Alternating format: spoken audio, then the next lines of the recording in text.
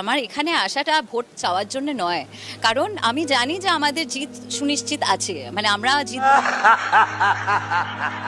বর্তমানে সোশ্যাল মিডিয়ায় ভাইরাল হয়েছে অভিনেতা মিঠুন চক্রবর্তীর একটি বক্তব্য। একটি জনসভায় হাসতে হাসতে তিনি নাকি কটাক্ষ করে বলেছেন, গিরগিটিও এত তাড়াতাড়ি রং পরিবর্তন করে না যতটা এখন কিছু মানুষ করছে।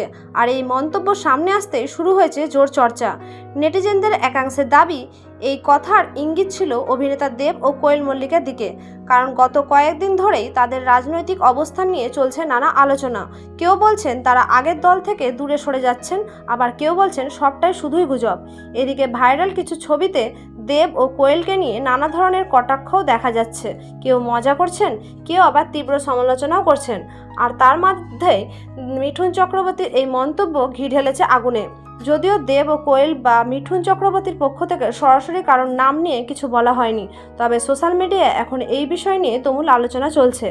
সব মিলিয়ে টলিউড আর রাজনীতির এই নতুন বিতর্ক এখন মানুষের নজরের কেন্দ্রে। এই বিষয়ে আপনার কি মতামত অবশ্যই কমেন্টে জানাবেন। যদি আপনি আমাদের চ্যানেলে নতুন হয়ে থাকেন তাহলে দয়া করে সাবস্ক্রাইব করুন। ধন্যবাদ।